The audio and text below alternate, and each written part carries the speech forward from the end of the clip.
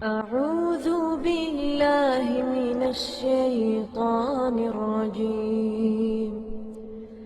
بسم الله الرحمن الرحيم.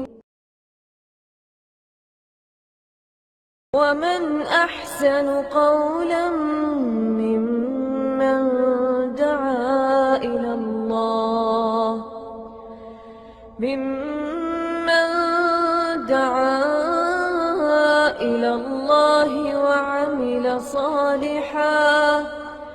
وعمل صالحا وقال إنني من المسلمين.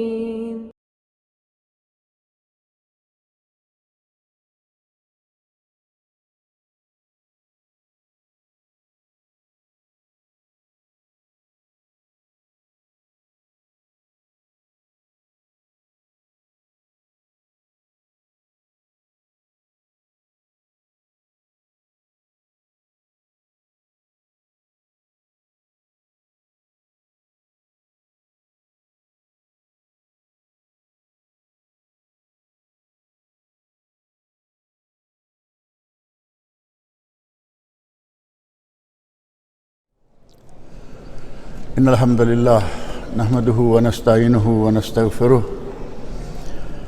ونعوذ بالله من شرور أنفسنا ومن سيئات أعمالنا من يهده الله فلا مضل له ومن يضلل فلا هادي له وأشهد أن لا إله إلا الله وحده لا شريك له وأشهد أن محمدا عبده ورسوله.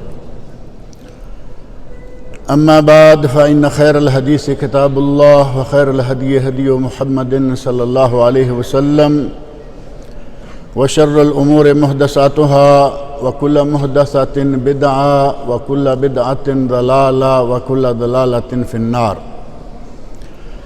رب اشرح لي صدري ويسر لي أمري واحلل عقدة من لساني يفقهوا قولي. رب اعوذ بک من همزات الشیاطین واعوذ بک رب ان یحضرون. اعوذ باللہ السمیع العلیم من الشیطان الرجیم. ونزلنا من السماء ماء مبارکا فانبتنا به جنات وحب الحصید والنخل باسقات لها طلع نضید رزقا للعباد وَأَحْيَيْنَا بِهِ بَلْدَةً مَيْتًا كَذَلِكَ الْخُرُوجُ. سورہ قاف کی یہ دو آیتیں ہیں، تین آیتیں، آیت نمبر 9، 10 اور 11. ان آیات میں اللہ رب العزت نے ارشاد فرمایا ہے وَنَزَّلْنَا مِنَ السَّمَاءِ مَاءً مُبَارَكًا، ہم نے آسمان سے بابرکت مبارک پانی نازل کیا. فَأَنبَتْنَا بِهِ جَنَّاتٍ، اس پانی کے ذریعے ہم نے باغات اگائے. وَحَبَّ الْحَصِيدِ، اور کٹنے والے کھیت کے غلے پیدا کیے. وَالنَّخْلَ بَاسِقَاتٍ، اور کھجوروں کے بلند و بالا درخت اگائے. لہا طلع نضید، جن کے خوشے تہ بتہ ہیں. رزقا للعباد، اپنے بندوں کے لیے ہم نے یہ رزق بنایا. رزقا للعباد، بندوں کے لیے یہ رزق ہے. وَأَحْيَيْنَا بِهِ بَلْدَةً مَيْتًا، اور اس پانی کے ذریعے ہم نے مردہ شہر کو زندہ کیا، مردہ زمین کو زندہ کیا. کذالک الخروج، اور اسی طرح ہی ہم مردوں کو قبروں سے زندہ نکال لیں گے. اللہ رب العزت نے ہمیں بے شمار نعمتوں سے نواز رکھا ہے، اور سب سے بہترین نعمت ہمارا دین اسلام ہے. اگر ہم اپنے دائیں بائیں اپنے گرد و پیش دیکھیں تو اللہ رب العزت کی بے شمار نعمتیں ہمیں اپنی آنکھوں سے دیکھنے سے نظر آئیں گی. اللہ رب العزت کی کائنات وہ اللہ کی نعمتیں بھی ہیں ہمارے لیے، اور ساتھ ہی وہ اللہ کی قدرت کے دلائل بھی ہیں، اللہ کے وجود کا پتہ دیتے ہیں۔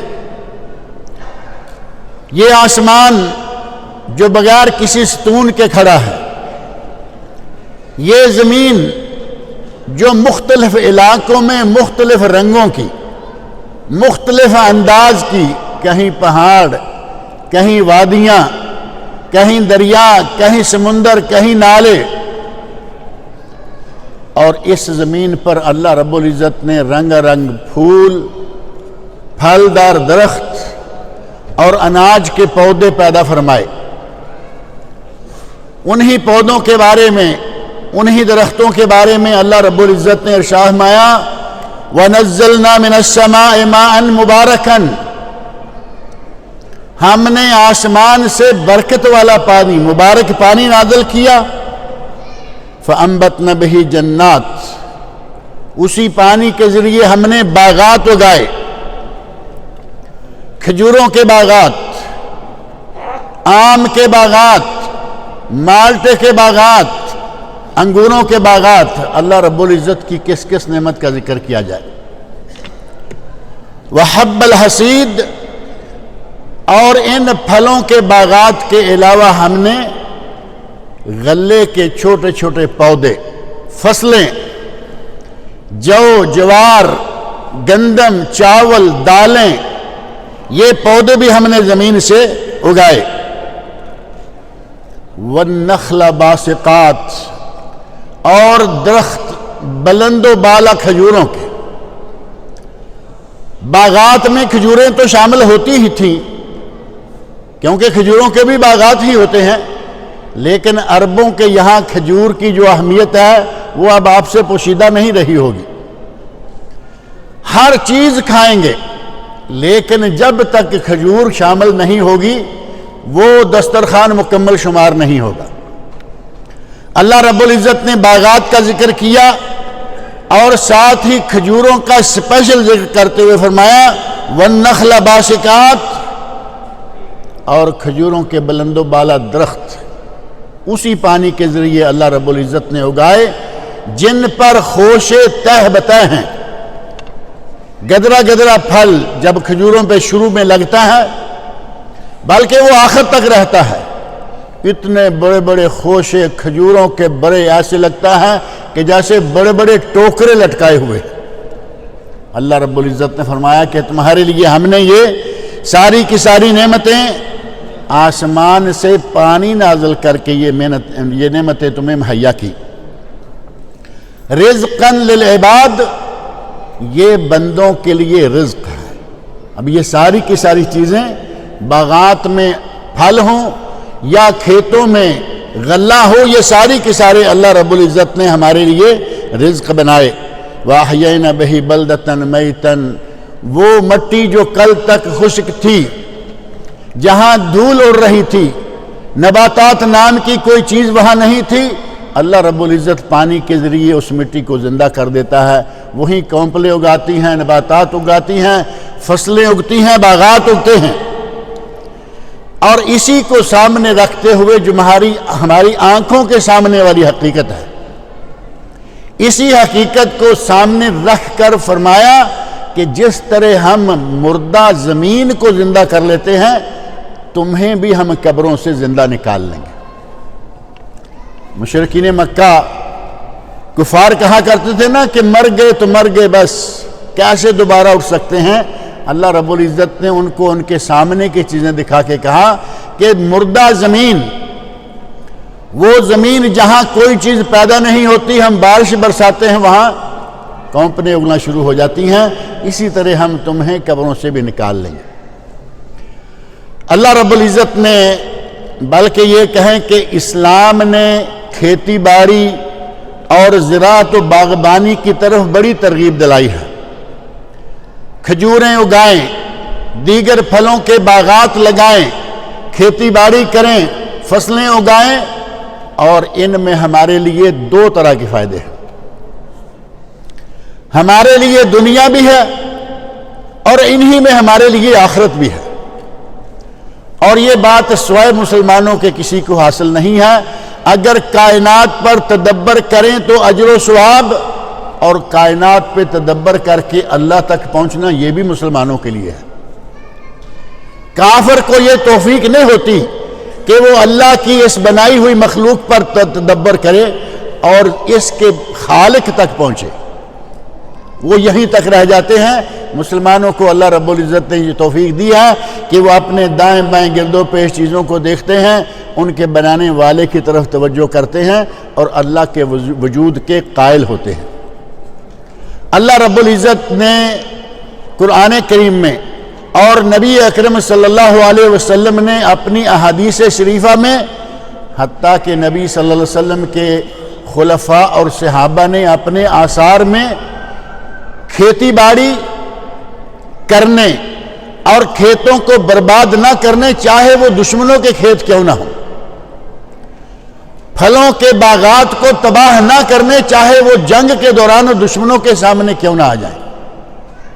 نبی اکرم صلی اللہ علیہ وسلم نے بھی ترغیب دلائی، صحابہ کرام نے اس پر عمل کیا، اور خلفائے راشدین نے باقاعدہ اپنے لشکروں کے سرداروں کو یہ حکم دے کر بھیجا کہ جب دشمن کے علاقے میں جاؤ تو بلا وجہ درختوں کو نہ کاٹو۔ پھلوں کے درخت ہیں، کافروں نے لگائے، لیکن اس درختوں کو مت کاٹو، ان کی فصلیں برباد نہ کرو، ان کے بوڑھے جھکی ہوئی کمر والے بوڑھوں کو قتل نہ کرو، ان کے رہنماؤں کو، کافر ہیں مثال کے طور پر ہندو ہیں تو ان کے رہنما جو ان کے قائدین ہیں، ان کے دینی رہنما ہیں، ان کو قتل نہ کرو، عورتوں کو قتل نہ کرو، بچوں کو قتل نہ کرو۔ اسلام کی تعلیمات، اسلام کا جنگی ضابطہ اخلاق بھی ایسا ہے کہ وہ کسی کافر کے یہاں موجود نہیں ہے۔ نبی اکرم صلی اللہ علیہ وسلم کا ارشاد صحیح بخاری شریف میں موجود ہے، آپ ارشاد فرماتے ہیں ما من مسلم یغرس غرسا او یزرع زرعا، کوئی مسلمان جب کوئی درخت لگاتا ہے، پھلدار درخت لگاتا ہے، او یزرع زرعا، یا کوئی کھیتی بوتا ہے، زمین میں کھیتی باڑی کرتا ہے، ان دونوں میں سے کوئی بھی کام کرے، فَيَأْكُلُ مِنْهُ إِنسَانٌ أَوْ بَهِيمَةٌ، اس کے پھل سے کوئی انسان کھائے یا جانور کھائے۔ پھل کا درخت لگایا، انسان بھی کھا رہا ہے، کوے طوطے چڑیاں بھی کھا رہے ہیں اور حیوان بھی کھا رہے ہیں، انسان کھائے یا کوئی جانور کھائے، إِلَّا كَانَ لَهُ بِهِ صَدَقَةٌ، یہ اس درخت یا پھلوں کا درخت لگانے والوں کے لیے صدقہ ہوگا۔ ہمارا دین کتنا بہترین دین ہے، اس نے جان بوجھ کر پرندوں کو نہیں کھلایا، پرندے تو جبرن کھا کے چلے گئے نا، اس نے کو انہیں انویٹیشن تو نہیں بھیجا کہ آؤ میں نے باغ لگایا ہے کھاؤ، آئے پھلوں کو کھا گئے، کچھ کاٹ گئے، کچھ گرا گئے۔ نبی اکرم صلی اللہ علیہ وسلم ارشاد فرماتے ہیں کہ جتنے انسانوں نے کھایا یا جتنے پرندوں اور جانوروں نے کھایا، جتنا اس کے باغ سے کھایا گیا وہ سارے کا سارا اس کے لیے صدقہ ہے۔ اللہ رب العزت اسے اس کے بدلے میں آخرت میں نیکیاں عطا کرے گا۔ جانور کھا گیا، صدقہ ہے، انسان جبنن چوری کر کے کھا گیا۔ اب چور کو بھی تو آدمی یہ نہیں کہتا نا کہ آؤ میں نے پھل لگایا ہوا ہے، وہ چوری اٹھا کے لے گیا۔ نبی صلی اللہ علیہ وسلم ارشاد فرماتے ہیں کہ چوری کھائے یا پوچھ کے کھائے، ہر حال میں وہ انسان کے لیے صدقہ ہے۔ اور مسند امام احمد میں حضرت ابو ایوب انصاری رضی اللہ عنہ فرماتے ہیں کہ نبی صلی اللہ علیہ وسلم نے ارشاد فرمایا ما من رجل یغرس غرسا الا كتب له من الاجر قدر ما يخرج من ثمر ذلك الغرس، اگر کوئی آدمی کوئی پودا لگاتا ہے، پھل کا درخت لگاتا ہے، اس درخت سے جتنا بھی پھل نکلے گا اللہ اتنا ہی اسے اجر و ثواب عطا کرے گا۔ پھلوں کے درخت، اناج کے پودے، انسان اپنی محنت سے کچھ بھی کرے، نبی اکرم صلی اللہ علیہ وسلم نے فرمایا کہ اس کے لیے وہ صدقہ ہی صدقہ ہے۔ اور صحیح مسلم میں حضرت جابر رضی اللہ عنہ بیان فرماتے ہیں کہ نبی اکرم صلی اللہ علیہ وسلم سے ثابت ہے انہ دخل علی ام مبشر الانصاریہ، زید بن حارثہ رضی اللہ عنہ جو کہ حضرت زینب بنت جہش کے شوہر تھے، نبی صلی اللہ علیہ وسلم کی پھوپھی زاد بہن، جسے انہوں نے طلاق دے دی، بعد میں شادی کی دوسری بیوی جن کا اسم ام مبشر الانصاریہ ہے رضی اللہ عنہا، ان سے نبی اکرم صلی اللہ علیہ وسلم نے ان کا باغ دیکھا اور اس باغ میں دیکھا کہ وہ پھل لگا رہی ہیں اور کچھ پودے پہلے سے موجود ہیں۔ نبی اکرم صلی اللہ علیہ وسلم نے ارشاد فرمایا من غرس هذا النخل مسلم ام کافر، یہ پودے، یہ درخت، یہ کھجوروں کے درخت کس نے لگائے ہیں؟ لگانے والا مسلمان تھا یا کافر تھا؟ تو حضرت ام مبشر کہتی ہیں کہ وہ مسلمان تھا۔ فقال اللہ نبی صلی اللہ علیہ وسلم، ان سے مخاطب ہو کر نبی صلی اللہ علیہ وسلم نے ارشاد فرمایا لا یغرس مسلم غرسا ولا یزرع یزرا فیاکل منہ انسان ولا دابہ ولا شیء، کوئی انسان پھلدار درخت لگائے، کوئی انسان کھیتی باڑی کرے، اس میں سے اگر کوئی انسان کھا جائے، کوئی جانور کھا جائے یا کوئی بھی چیز کھا جائے، یعنی پرندہ کھا جائے، درندہ کھا جائے، کوئی بھی کھا جائے، الا کانت لہ صدقہ، تو وہ اس آدمی کے لیے، لگانے والے کے لیے صدقہ ہوگا۔ بعض درخت ایسے ہیں کہ وہ لگائے جائیں تو وہ پھل بڑی دیر کے بعد جا کے دیتے ہیں۔ کھجور ہی کو لے لیں، آج کل نئی اقسام جو ہیں وہ سامنے لائی گئی ہیں، آج کھجور لگائیں 6 مہینے میں دیکھیں پھل لگا ہوا ہے۔ اور کچھ ان کے طریقے ایسے ہیں، یہاں عربوں میں یا جہاں کھجوریں ہوتی ہیں، پورا کھجور کا درخت کہیں نہ کہیں سے خرید کے لے آتے ہیں، اپنے یہاں لگایا، 2-4 مہینے میں اس پہ اوپر پھل لگ گیا۔ پہلے یہ سارے انداز نہیں تھے، ایک شخص نے پھل لگایا، ہو سکتا ہے کہ اس کی اولاد پھل کھائے۔ ایسے میں بھی نبی اکرم صلی اللہ علیہ وسلم ارشاد فرماتے ہیں کہ اگر کوئی آدمی پھل لگاتا ہے اور وہ خود نہیں کھاتا بلکہ بعد میں کوئی اور کھاتا ہے، اللہ رب العزت اس کو اس پھلدار درخت کے بدلے میں اجر و ثواب عطا کرے گا۔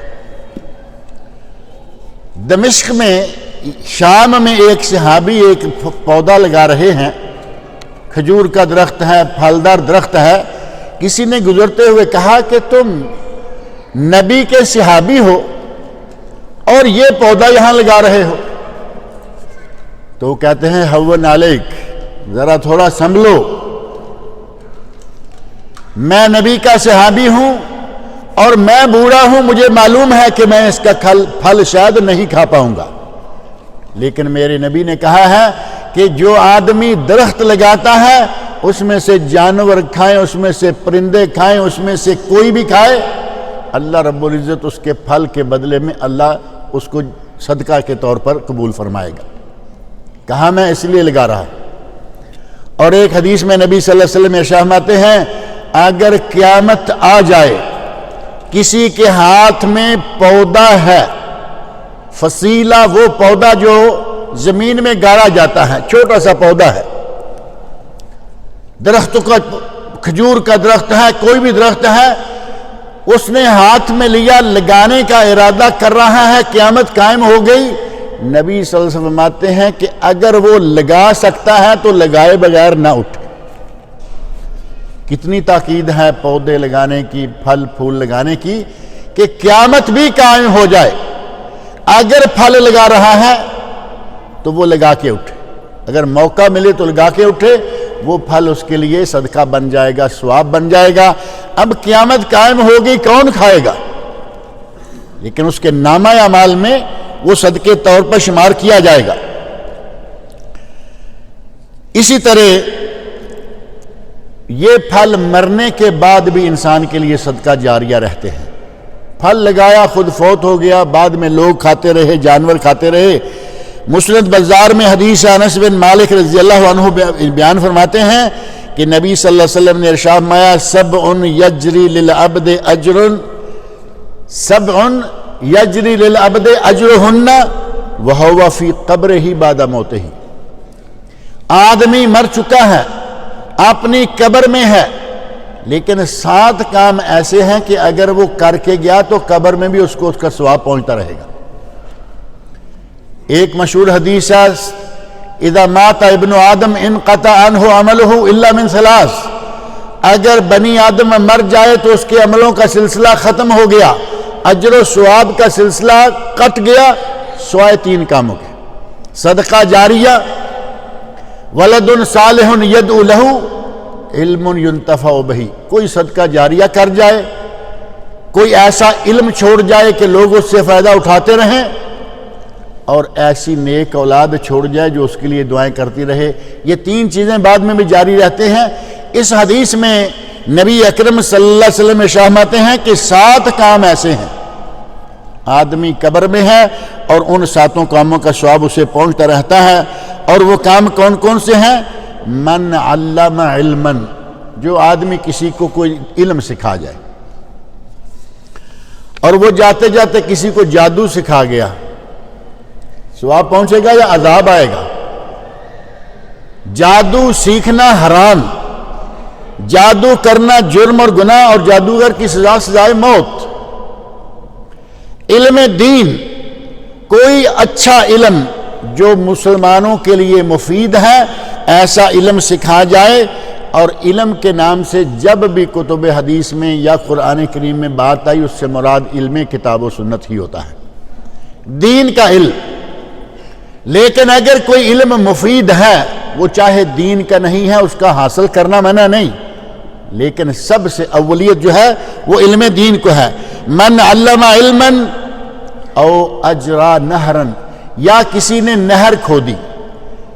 اب نہر کھودنا تو بہت بڑا کام ہے. ہمارے یہاں جو نہر کا تصور ہے وہ صرف حکومتیں کھود سکتی ہیں، لیکن اگر پانی کی کوئی چھوٹی نالی کسی اپنی جگہ پہ بنا دی، اور سب سے آسان، بہترین اور سستا کام ہے کہ نلکا لگا دیا. ہینڈ پمپ کتنا خرچہ ہے اس پر؟ ہینڈ پمپ، نلکا ہاتھ والا لگا دیا، وہ موٹر اور ڈونکی پمپ اور یہ وہ نہ صحیح، صرف نلکا لگا دیا. جب تک اس نلکے سے پانی نکلتا رہے گا، انسان، حیوان، جانور، پرندے پیتے رہیں گے، اس کو اس کا ثواب پہنچتا رہے گا. او حفر بیرن، نہر یا کوئی کنواں کھود دیا، یعنی نہر کے طور پر یا کنویں کے طور پر ٹیوب ویل لگا دیا، ہینڈ پمپ لگا دیا. او غرس نخلن، یا کھجور لگا دی. او بنا مسجدن، یا مسجد بنا دی. من بنا للہ مسجدن بن اللہ لہ بیتا فی الجنہ. پہلا کام یہ کہ نبی صلی اللہ علیہ وسلم فرماتے ہیں جس نے مسجد بنائی اللہ نے اس کے لیے جنت میں گھر بنا دیا. یہ تو بہت بڑے اجر والی بات جو فوری اجر ملنے والا ہے. اور جب تک وہ مسجد آباد رہے گی، لوگ نمازیں پڑھتے رہیں گے، سب لوگوں کی نمازوں کا ثواب اس کو بھی پہنچتا رہے گا. او ورثا مصحفن، ورثا مصحفن، یا اپنی وراثت میں قرآن کریم چھوڑ گیا. ہم اپنی وراثت میں بینک بیلنس چھوڑنے کا سوچتے ہیں اور کچھ نہیں سوچتے. اپنے گھروں میں چھوٹی موٹی، بہت بڑی نہ صحیح، اپنے گھروں میں چھوٹی موٹی لائبریریاں بنائیے جس میں قرآن کریم کی تفسیر، حدیث شریف کی شروح اور مفید علوم کی کتابیں ہوں. آپ پڑھتے رہیے، آپ کی اولاد پڑھتے رہے گی، احفاد اور پوتے، آئندہ نسلیں پڑھتی رہیں گی. اگر کوئی قرآن کریم اور اسی طرح دینی کتاب چھوڑ جاتا ہے، اس کا بھی ثواب اس کو اس کی موت کے بعد بھی پہنچتا رہتا ہے. او ترک ولدن یستغفر لہ بعد موتہ، یا ایسا نیک بیٹا بیٹی اپنی اولاد چھوڑ گیا جو اس کے مرنے کے بعد اس کے لیے استغفار کرتے رہتے ہیں، یا اللہ ہمارے باپ کو بخش لے، یا اللہ ہمارے باپ کی مغفرت فرما دے، یا اللہ ہمارے باپ کو معاف کر دے. اگر کوئی ایسی اولاد چھوڑ گیا تو اس کا ثواب بھی اس کو پہنچتا رہے گا. مسند بزار کی حدیث ہے جسے علامہ البانی رحمۃ اللہ علیہ نے حسن درجے کی قرار دیا ہے. اسی طرح بے شمار احادیث ہیں صحابہ اکرام رضی اللہ عنہم کے آثار ہیں جن سے پتہ چلتا ہے کہ کھیتی باڑی کرنا اور باغبانی کرنا یہ دونوں دنیا میں بھی فائدہ، باغات کا دنیا میں فائدہ ہے یا نہیں؟ باغات والے کروڑ پتی ہو جاتے ہیں، ایک موسم میں بے شمار دولت وہ باغ مہیا کرتا ہے، خرچہ بھی یقیناً ہے۔ اسی طرح جن کے پاس زمین ہے، کھیتی باڑی کرتے ہیں، عام مشہور ایک جملہ ہے اتم کھیتری مدم وپار، اتم کھیتری مدم، بہترین کام ہے کھیتی باڑی، مدم وپار دوسرے درجے پر ہے بزنس، تجارت۔ یہ کسی غیر مسلم کا شعر لگتا ہے یا کسی ناسمجھ کا شعر ہے، سب سے بہترین کام وپار ہے۔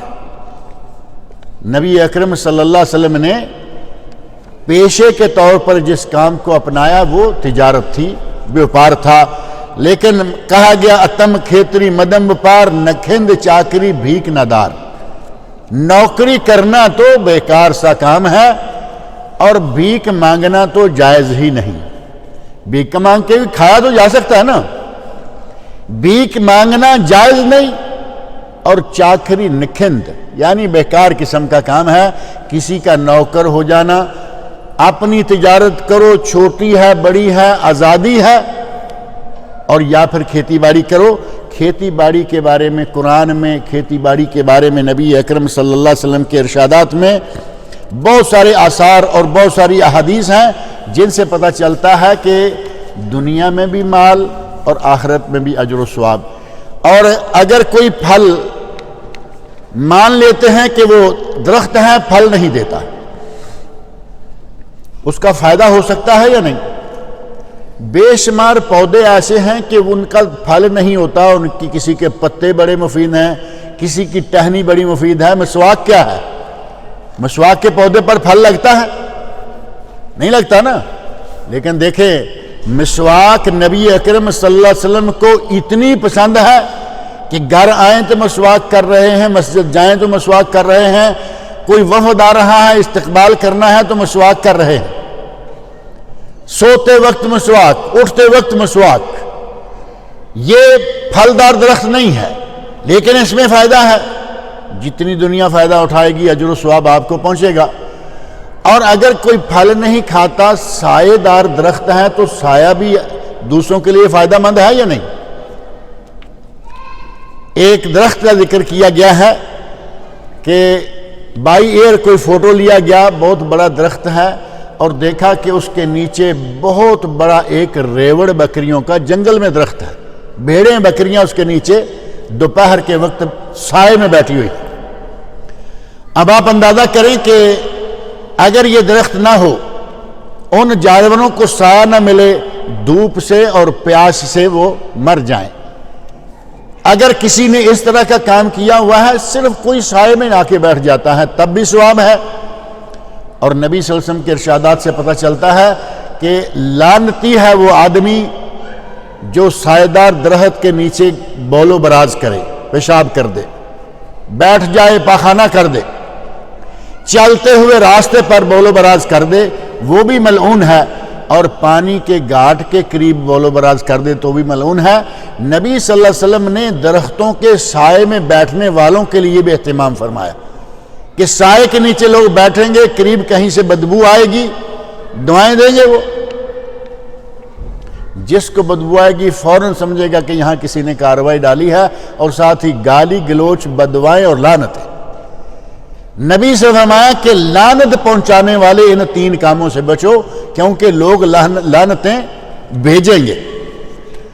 درختوں کے علاوہ، اس سائے کے علاوہ، آپ اگر یہ نیت رکھتے ہیں کہ میں ایک پودا لگاتا ہوں، اس سے خوبصورتی بڑھے گی، مسلمان قریب سے گزرے گا اس کو خوبصورت لگے گا۔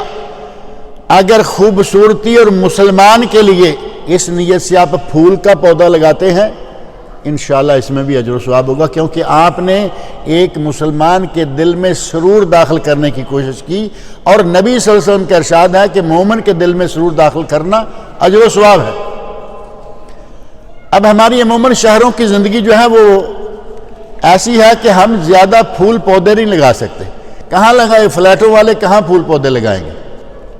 لیکن گنجائش تو ہے نا، زیادہ نہیں تو بالکونیوں میں گملوں کے اندر تھوڑا بہت کچھ نہ کچھ کریں، شہروں کی خوبصورتی بڑھانے میں حصہ ڈالیں اور اللہ رب العزت سے اجر و ثواب پائیں۔ اس کے ساتھ ہی ایک بات اور ذہن میں رکھیں کہ کچھ کام گورنمنٹ کرتی رہتی ہے۔ درخت لگائے ہیں سڑکوں پر، پودے پھلوں والے بھی ہیں اور پھولوں والے بھی ہیں، سڑکیں خوبصورت ہیں، باغات بنائے ہوئے ہیں، سیر گاہیں بنائی ہیں، وہاں پھلدار درخت بھی ہیں، پھولدار بھی ہیں، آنکھوں کے لیے بھی اچھے ہیں، صحت کے لیے بھی اچھے ہیں، چہل قدمی کریں۔ ہماری ایک عادت ہے، جاتے جاتے جہاں پھول اچھا لگا آنکھ چرا کے کاٹ لیا۔ اب آپ لگا نہیں سکتے تو کم از کم یہ کام تو نہ کریں۔ یہ پھول جب تک رہے گا مومن مسلمان آتے جاتے دیکھتا رہے گا، لوگوں کو ثواب کا ذریعہ اور لوگوں کے فائدے کا ذریعہ آپ نے نکالا اور ہاتھ میں لیا، آہستہ آہستہ کبھی کان میں لٹکایا، کبھی کہاں رکھا، یہ بالکل ہی کمتر قسم کی حرکتیں ہیں۔ ایک مہذب معاشرے کے لوگوں کو یہ اچھی نہیں لگتی۔ سڑکوں پر پھول ہیں، ان سے جب چاہے پھول کاٹ لیے۔ بھائی لوگوں کے لیے لگائے گئے ہیں، دیکھنے کے لیے لگائے گئے ہیں، آپ کے گھر کا گملہ سجانے کے لیے نہیں آئیے۔ لہذا اس ہدایت کو بھی بطور خاص ذہن میں رکھیں کہ اگر کوئی لگاتا ہے اور اس کا کام یہ نہیں ہے کہ وہ کاٹ کے آپ کھائیں، بلکہ اس کو صرف خوبصورتی کے لیے لگایا گیا، اس کو اسی حالت میں رہنے دیں۔ نبی اکرم صلی اللہ علیہ وسلم کے کئی ارشادات اس موضوع پر موجود ہیں کہ جن سے پتہ چلتا ہے کہ ہمیں پھل لگانے چاہیے، پودے لگانے چاہیے۔ حضرت عمر فاروق رضی اللہ عنہ کا ایک واقعہ ہے۔ ایک صاحب کہتے ہیں کہ عمر فاروق رضی اللہ عنہ میرے والد کے پاس سے گزرے تو کہنے لگے کہ کوئی درخت لگایا کرو، کوئی نہ کوئی درخت لگایا کرو۔ میرے والد اٹھے اور کوئی درخت لگانے کا پروگرام بنایا، جیسے آدمی تھوڑی زمین کھودتا ہے، یہ وہ کرتا ہے۔ کہتے ہیں کہ میں نے اپنی آنکھوں سے دیکھا حضرت عمر فاروق امیر المومنین میرے باپ کے ساتھ مل کر مٹی کھود رہے ہیں اور اس میں پودے لگا رہے ہیں۔ اتنا اہتمام نبی صلی اللہ علیہ وسلم کے بعد آپ کے صحابہ اور خلفاء نے کیا، ہمیں بھی یہ اہتمام کرنا چاہیے، اور اس میں ہمارے لیے اجر و ثواب بھی ہے، اور اس میں ہمارے لیے دنیا کا فائدہ بھی ہے اور آخرت کا فائدہ بھی ہے۔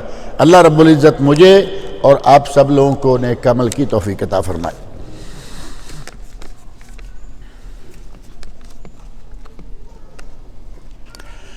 لکھا ہے کہ نماز جنازہ پاکستان میں اس طرح پڑھاتے ہیں کہ پہلی تکبیر میں ثنا، یعنی سبحانک اللہم و بحمدک، پاکستان میں اس طرح پڑھاتے ہیں جب کہ کسی بھی حدیث میں پہلی تکبیر میں ثنا پڑھنے کا ذکر ہے، لیکن کوئی صحیح حدیث آدمی ثابت نہیں کر سکتا کہ اس میں ثنا کا ذکر آیا ہو، بلکہ نماز جنازہ میں ثنا ہے ہی نہیں۔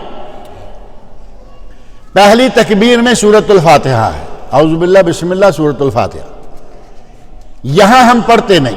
یہ بات میں کئی مرتبہ ذکر کرتا ہوں کہ جہاں سورہ فاتحہ پڑھنی چاہیے وہاں پڑھتے نہیں، ثنا پہ گزارا کر لیتے ہیں، اور جہاں نہیں پڑھنی چاہیے وہاں جا کے ہر آدمی کہہ رہا ہے جی پڑھو فاتحہ پڑھو فاتحہ، وہاں فاتحہ کی جگہ ہی نہیں ہے۔ پہلی تکبیر میں سورۃ الفاتحہ، حضرت ابن عباس رضی اللہ عنہما نے جنازہ پڑھایا، بلند آواز سے سورہ فاتحہ پڑھی۔ کسی نے کہا کہ حضرت آپ نے یہ کیا کیا ہے؟ تو کہتے ہیں لِتَعْلَمْ أَنَّهَا سُنَّةٌ لِتَعْلَمُوا أَنَّهَا سُنَّةٌ، میں نے آواز کے ساتھ سورہ فاتحہ اس لیے پڑھی ہے کہ تمہیں پتہ چلے یہ سنت ہے۔ صحابی کہے یہ سنت ہے، اس کا معنی یہ کہ یہ عمل رسول صلی اللہ علیہ وسلم، نبی صلی اللہ علیہ وسلم پہلی تکبیر کے بعد سورہ فاتحہ پڑھیں اور ہم سورہ فاتحہ چھوڑ کر ثنا پڑھیں، مولویوں کی اپنی اپنی مرضی ہے نا۔ دوسری تکبیر کے بعد درود شریف، درود ابراہیمی، اللہم صلی اللہ محمد وعلی آل محمد الی آخرہ۔ تیسری تکبیر کے بعد جو ہمارے یہاں عموماً سکھایا جاتا ہے دعا برائے حاضر میت، یعنی جو میت سامنے ہے اس کے لیے دعا پڑھیں، دعائے جنازہ معروف ہے۔ اللہم اغفر لحینا و میتنا و شاہدنا و غائبنا یقیناً سب کو یاد ہوگی، اگر کسی کو یاد نہیں تو یاد کر لیں، کیونکہ یہ وہ ہدیہ ہے جو آپ اپنے کسی عزیز کو، اپنے کسی پیارے کو دے کے جاتے ہیں۔ اور دوسرا یہ بھی ہے کہ آپ جب یہ دعا کسی کے لیے مانگتے ہیں تو آپ کو اجر و ثواب ملتا ہے۔ اب آپ نے کسی کی نماز جنازہ میں شرکت کی اور آپ کو معلوم ہی نہیں ہے کہ یہ کیا ہے، ایسی شکل میں کوئی عزیز فوت ہو گیا اور آپ اپنے اس عزیز کو کیا ہدیہ دیا جاتے ہوئے آپ کو دعائے جنازہ بھی یاد نہیں ہے، تو ظاہر ہے کہ آپ کھڑے ہو گئے، اللہ اکبر کرتے گئے اور کیا دے کے بھیجا آپ نے؟ ہمارے یہاں بڑے زور شور سے کہا جاتا ہے میرا اپنی بیوی سے بہت پیار ہے۔ یہ پیار ہے کہ جاتے ہوئے یہ مرنے کے لیے کیا ہدیہ تیار کر کے رکھا ہوا ہے کہ اگر تم مر گئی تو کیا پڑھوں گا میں؟ 60 سال 70 سال کی عمر ہو گئی، 80 سال کی ہو گئی، آخر مرنا تو ہے نا، میں نے بھی، بیویوں نے بھی مرنا ہے، شوہروں نے بھی مرنا ہے۔ یہ دعا یاد کریں۔ اور کبھی کبھی کسی سے بڑی عجیب بات سننے کو ملتی ہے، کہے نا کہ بھائی جنازے کی دعا یاد نہیں، جی دعا یاد نہیں رہتی، اصل میں کبھی کبھار موقع ملتا ہے۔ اب اس کو دعا یاد کرانے کے لیے ہر روز دوسرے دن کو آدمی مارا جائے تاکہ اس کو دعا یاد رہے۔ بہت ساری چیزیں ہیں جن کے ساتھ کبھی کبھار تعلق پڑتا ہے اور وہ یاد رکھی جاتی ہیں، اسی طرح دعائے جنازہ بھی یاد رکھنی چاہیے۔ تیسری تکبیر میں دعائے جنازہ کے بعد چوتھی تکبیر کہی جاتی ہے اور اس کے بعد سلام پھیرا جاتا ہے۔ یہاں بھی پاکستان کے علاوہ یہاں بھی تھوڑا سا فرق ہے۔ پاکستان انڈیا میں دونوں طرف سلام ہے، گنجائش ہے، لیکن صحیح تر یہ ہے کہ ایک طرف سلام پھیر کر چھوڑ دیا جائے۔ ایک طرف سلام پھیر کے چھوڑ دینا صحیح حدیث میں وارد ہے، موجود ہے، یہ نہیں کہ یہ کوئی ان کا انوکھا عمل ہے۔ میرا سوال یہ ہے کہ کوئی غیر مسلم کوئی چیز کھانے کی دے تو کیا ہم کھا سکتے ہیں؟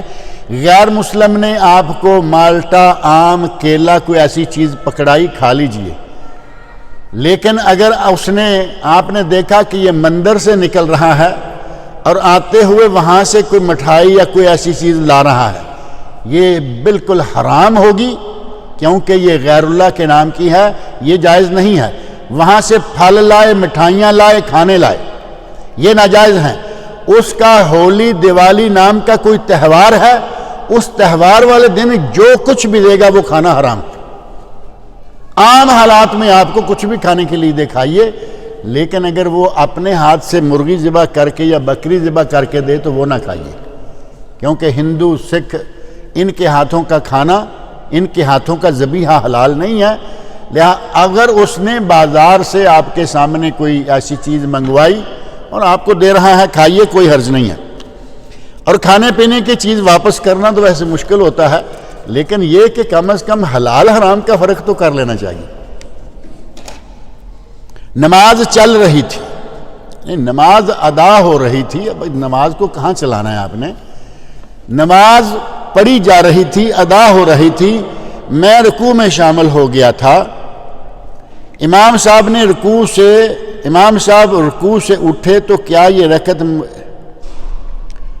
میں رکوع میں شامل ہو گیا تھا کہ امام صاحب نے رکوع سے اٹھے تو کیا یہ رکعت مجھ پر؟ میرا خیال ہے کہ پوچھنا یہ چاہتے ہیں کہ رکوع والے کی رکعت ہوتی ہے یا نہیں، جو عام معروف مسئلہ ہے، اور یہ بڑا اختلافی مسئلہ ہے۔ بہت سارے لوگ کہتے ہیں کہ ہو جاتی ہے اور کچھ لوگ کہتے ہیں کہ نہیں ہوتی، کیونکہ اس کا قیام بھی چھوٹ گیا، اس کو قیام بھی نہیں ملا، اور اس کی سورہ فاتحہ بھی چھوٹ گئی۔ اگر اس نے پڑھ لی ہوتی یا اس نے سن لی ہوتی، نہ اس نے پڑھی نہ اس نے سنی، اور مفتی کفایت اللہ صاحب ہندوستان کے بڑے معروف مفتی گزرے ہیں، انہوں نے لکھا ہے کہ یا بقدر فاتحہ کھڑا رہے، یعنی نہ اس نے پڑھی نہ اس نے سنی، یا بقدر فاتحہ کھڑا رہے۔ یہ سنت سے ثابت بات نہیں، لیکن ایک عالم دین کہہ رہے ہیں، مفتی ہیں، بقدر فاتحہ کھڑا رہے، اور یہ بقدر فاتحہ کھڑا بھی نہیں رہ سکتا۔ تینوں چیزیں چھوٹ گئی یا نہیں؟ اس کے لیے زیادہ بہتر یہ ہے کہ اس رکعت کو یہ دہرا لے۔ اگرچہ بہت سارے لوگ کہتے ہیں کہ اگر رکوع میں شامل ہو گیا، پہلے اللہ اکبر کہا کھڑا ہوا، پھر اللہ اکبر کہا رکوع گیا، کہتے ہیں کہ اس کی وہ رکعت ہو جائے گی۔ ہمارے یہاں راستے میں ایک ہی مرتبہ اللہ اکبر کر کے سیدھے رکوع چلے جاتے ہیں، اس کی پھر وہ رکعت نہیں ہوگی۔ اب یہ فرق ذہن میں رکھیں، رکوع کر اللہ اکبر کہہ کے پہلے کھڑا ہو، پھر اللہ اکبر کہہ کے رکوع جائے، تھوڑا سا تو کم از کم اشارہ اس کو مل گیا۔ جو کہتے ہیں اس کو رکعت مل جائے گی، وہ بھی کھڑے تکبیر کہنے اور پھر تکبیر انتقال یعنی رکوع جانے کی تکبیر کہنے کا کہتے ہیں۔ جب ہم کسی قبر پر جا کر مرحوم کے لیے دعا کرتے ہیں تو کیا قبر میں موجود مرحوم کو اس کا علم ہو جاتا ہے؟ ایسی کوئی بات نہیں ہے۔ قبر میں دفن کیے گئے شخص کو جس دن دفن کیا جاتا ہے اور دفن کر کے لوگ پلٹتے ہیں، ان کے واپس جانے کے جوتوں کی آواز اسے آتی ہے، یعنی قدموں کی آہٹ جو ہے وہ آتی ہے، اور اس کے بعد یہ سلسلہ اس کا دنیا سے منقطع ہو جاتا ہے۔ یہ شرف نبی اکرم صلی اللہ علیہ وسلم کو حاصل ہے کہ آپ کو سلام پہنچایا جاتا ہے اور آپ اس کا جواب دیتے ہیں۔ ایک حدیث میں یہ بھی بات آئی ہے کہ اگر کوئی دور سے سلام کرے تو پہنچایا جاتا ہے، اور اگر آپ کی قبر پہ جا کے کرے تو آپ خود سنتے ہیں اور جواب دیتے ہیں، لیکن یہ حدیث ضعیف ہے، یہ حدیث قابل عمل نہیں ہے۔ صحیح یہی ہے کہ آپ کو پہنچایا جاتا ہے اور آپ اس کا جواب دیتے ہیں۔ اور ہمارے لیے یہ انتظام کہاں، وہ تو محمد رسول اللہ صلی اللہ علیہ وسلم ہے، ان کے لیے آپ کے لیے اللہ رب العزت نے یہ انتظام فرمایا ہے، اور عام آدمی کے لیے نہیں۔ آپ جائیے، جا کے دعا مانگیے کہ یا اللہ میرے باپ، میرے دادا، میرے نانا نانی، جو بھی کسی کا عزیز ہے ان کو بخش، یا اللہ اس قبر میں جتنے مسلمان ہیں سب کو بخش۔ یہ دعا کریں، اس کو اس کا فائدہ پہنچے گا، آپ کو بھی اس کا ثواب ملے گا۔ 15 شعبان کا روزہ کیا 15 شعبان کے روز کیا مردوں کی چھٹی ہوتی ہے؟ جی ان کا ویکینڈ ہوتا ہے اس دن۔ عجیب قسم کے سوال بھی پوچھتے ہیں، مردوں کی چھٹی کیا؟ یعنی وہاں وہ لیبر کر رہے ہیں، قبر میں بزنس چل رہا ہے ان کا کہ وہ چھٹی کرتے ہیں، وہ قبر میں ہے، دنیا کا معاملہ ختم ہو گیا، اب وہاں کوئی ویکینڈ نہیں ہے، وہاں لمحہ بھر کے لیے بھی کسی کو کوئی چھٹی نہیں۔ جو نعمتوں میں ہے نعمتوں میں ہے، جو عذاب میں ہے وہ عذاب میں ہے، اور مسلسل 24 گھنٹے قیامت آنے تک وہ اپنی اپنی حالت میں رہے گا، اور قیامت آئے گی وہاں سے نکالیں گے، آگے پھر 2 راستے ہیں، یا ادھر گیا یا ادھر گیا۔ تھوڑے لوگ درمیان میں ہوں گے جن کو اصحاب اعراف کہا گیا ہے۔ کہتے ہیں کہ ان کی روحیں اپنے بچوں سے ملنے آتی ہیں، آتے ہوئے گفٹ بھی لاتی ہوں گی ساتھ میں کچھ۔ کیا قبر میں پھول اور خوشبو کا پانی ڈال سکتے ہیں؟ یہ صرف نبی اکرم صلی اللہ علیہ وسلم کے لیے خاص ہے کہ آپ نے 2 قبروں والوں کے بارے میں دیکھا کہ ان میں جو لوگ ہیں ان کو عذاب دیا جا رہا ہے۔ آپ نے صحابہ کرام سے فرمایا کہ یہ 2 قبروں والے عذاب دیے جا رہے ہیں، وَمَا يُعَذَّبَانِ فِي كَبِيرٍ وَلَكِنَّهُ كَبِيرٌ، یہ عذاب دیے جا رہے ہیں لیکن یہ کسی بہت بظاہر بہت بڑے گناہ میں نہیں عذاب دیے جا رہے، در حقیقت وہ گناہ بڑے ہی ہیں۔ اور وہ گناہ کیا ہیں؟ فرمایا اما احدہما، ان میں سے ایک آدمی یمشی بالنمیمہ، وہ چغلی غیبتیں، آتے جاتے چلتے پھرتے ادھر کی ادھر کی، جس کو ہم لگائی بجائی کہتے ہیں نا، کہ آگ لگائے چلا جاتا ہے، ان کو ان کے خلاف کر دیا، ان کو ان کے خلاف کر دیا۔ ایک یہ ہے جس کو دیکھیں قبر میں بھی عذاب ہو رہا ہے، اور نبی صلی اللہ علیہ وسلم کو باقاعدہ دکھا دیا گیا، اور دکھایا بھی کیسے گیا؟ آپ قبرستان پاس سے گزرنے لگے تو آپ کی سواری بدکی، آپ کی سواری وہاں سے جیسے چھلانگ مار کے نکلتی ہے بدکی، تو آپ نے اپنے ساتھیوں کو کہا کہ ان قبر والوں کو عذاب دیا جا رہا ہے، ایک کو غیبت کے چغلیوں کے نتیجہ میں، دوسرا جو ہے لا یستنزہ من البول، وہ پیشاب سے اپنے آپ کو نہیں بچاتا تھا، پیشاب کے چھینٹوں کی پرواہ نہیں کرتا تھا۔ کئی لوگ ہیں نا کھڑے کھڑے پیشاب کر دیا، چھینٹے پلٹ کے پاؤں پہ بھی آ رہے ہیں، پتلون پہ تو آتا ہی ہے کم از کم، جو بھی کپڑا پہنا ہوا ہے۔ اور اگر لاپرواہی کرے کہ اب تو میں کپڑے اتار چکا ہوں، اب کیا بات ہے چھینٹا پڑے گا، مجھے اب نہانا ہی ہے، اور پیشاب کر دے کھڑے کھڑے، تو وہ بھی چھینٹے آئیں گے۔ فرمایا کہ جس آدمی نے چھینٹوں سے پرہیز نہ کیا اس کو بھی قبر میں عذاب ہوگا۔ ان دو آدمیوں کا نبی صلی اللہ علیہ وسلم نے کھجور کی جو تازہ ٹہنیاں کاٹی اور ان دو قبروں پہ لگا دیں۔ فرمایا جب تک یہ ٹہنیاں خشک نہیں ہوں گی ان کے عذاب میں کمی ہو جائے گی۔ آج میں جاتا ہوں کسی قبر پر، میرے استاد جاتے ہیں، میرا کوئی پیر و مرشد جاتا ہے قبر پہ، کیا اسے پتہ ہے کہ نیچے کیا ہو رہا ہے؟ صرف آپ یہ بات بتا دیجیے۔ کسی کو پتہ ہے کہ قبر میں ہمارے بزرگ کے ساتھ کیا بن رہی ہے؟ کوئی نہیں جانتا۔ اللہ کے نبی کو بتایا گیا، آپ نے ٹہنیاں لگائیں، آپ پھول کس خوشی میں چڑھا رہے ہیں؟ نیچے والے کو پتہ نہیں کان پکڑائے ہوئے ہوں اور آپ پھول ڈال کے آ رہے ہیں۔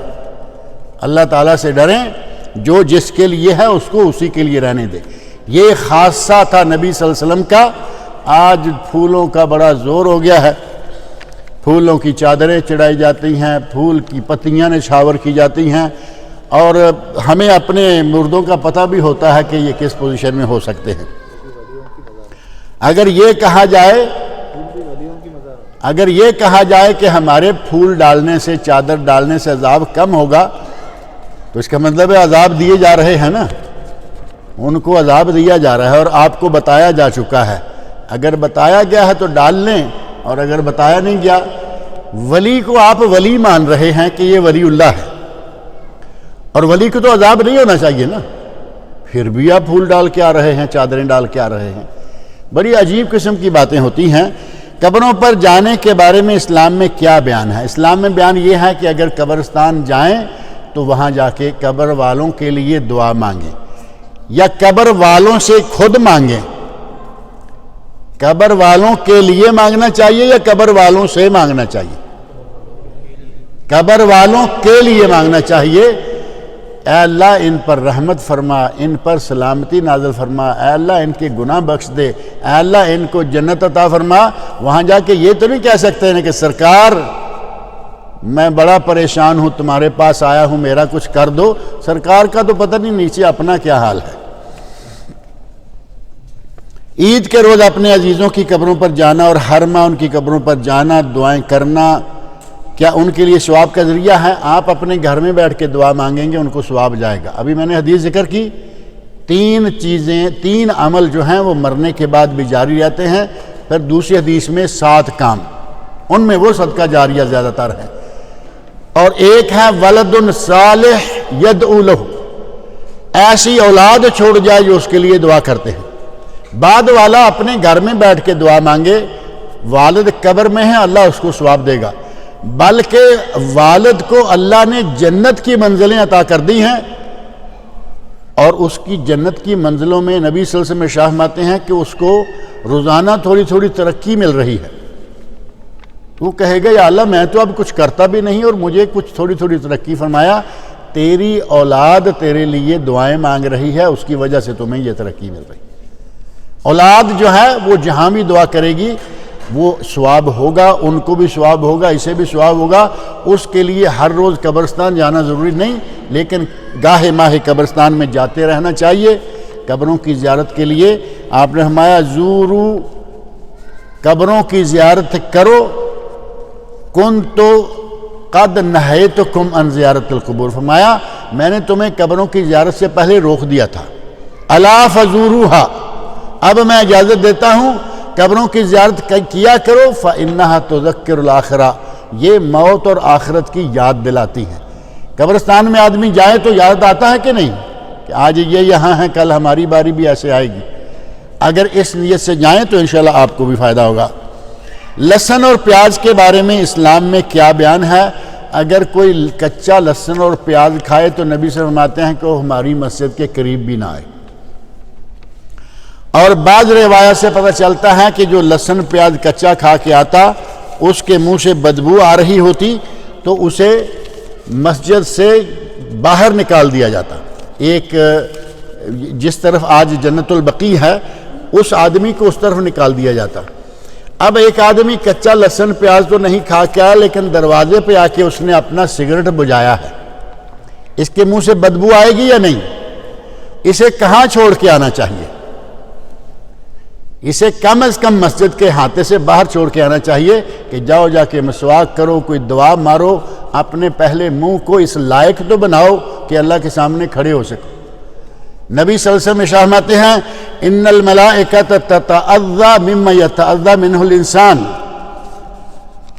جس چیز سے انسان کو اذیت پہنچتی ہے اسی سے فرشتوں کو بھی اذیت پہنچتی ہے۔ مسجد میں انسان بھی موجود ہیں، وہ بھی پریشان ہیں، دائیں بائیں والے بدبو کے ببوکے آ رہے ہوتے ہیں، اور اللہ کے فرشتے بھی اذیت محسوس کر رہے ہیں۔ کون سی نیکی کمانے کے لیے مسجد میں آئے ہو؟ پہلے اپنے آپ کو تھوڑا وضو کے ذریعے کسی، آج تو ایسی چیزیں نکل آئی ہیں کہ اگر آپ سگریٹ چھوڑنے سے مر جاتے ہیں، نہیں چھوڑ سکتے، تو کم از کم وہ چیزیں موجود ہیں، مسواک ہے، پیسٹس ہیں، کئی اور چیزیں، سپرے وغیرہ ہیں کہ آپ وہ ماریں تو وہ عموماً کچھ نہ کچھ کم ہو جائے۔ ختم تو نہیں ہو سکتی کیونکہ یہ تو اندر تک کام کر چکی ہے، سگریٹ کا دھواں اندر تک اپنی رسائی کر چکا، لیکن کچھ نہ کچھ کم ہو جائے گا۔ یقین مانیں کہ کبھی کبھی ایسا ہوتا ہے کہ جہاں آدمی نماز پڑھ کے گیا، ابھی فرض پڑھے ہیں، سنت یہ ہے کہ فرض پڑھنے کے بعد آپ جگہ بدل لیں، ساتھ تھوڑا سا دائیں بائیں یا پیچھے ہو کے نماز پڑھنے لگے، وہاں وہ صاحب نماز پڑھ کے گئے ہیں جو بڑے بدترین سگریٹ نوش ہیں۔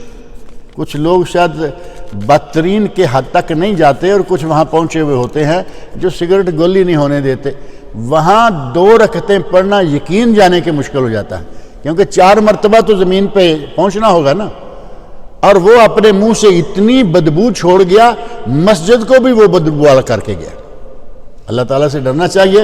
اللہ رب العزت مجھے اور آپ سب لوگوں کو نیک عمل کی توفیق عطا فرمائے۔